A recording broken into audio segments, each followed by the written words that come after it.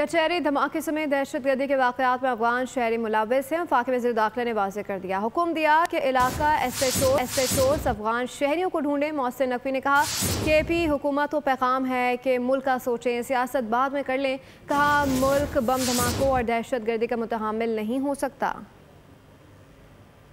के ऊपर जो अटैक हुआ उसके भी वो सारे के सारे अगवान थे। जो इस्लामाबाद में ब्लास्ट हुआ उसका भी खुद को हमलावर जो था वो अगवान था। पिछले जितने अटैक्स हुए हैं उसमें अगवान मुलव्वस हैं या खुद को हमलावर तो सारे के सारे अफगानिस्तान से आ रहे हैं। अब हम अगले हफ्ते से ये जो हफ्ता शुरू हुआ है इससे एसएचओ लेवल पे हर एसएचओ की जिम्मेदारी लगाई जा रही है कि उसने अपने इलाके में अगवान्स ढूंढने हैं। जो इलीगल अगवान्स हैं उनको हमें हर सूरत वापस भेजना है। इसमें किसी किस्म की ऑलरेडी मैसिव स्केल में जा रहा है और हम केपी के गवर्नमेंट को भी बार बार ये मैसेज दे रहे हैं कि इस टाइम ज़रूरी ये है कि आप पहले अपने मुल्क का सोचें, उसके बाद अपनी सियासत करें, उसके बाद अपनी बाकी चीज़ों को निभाएं।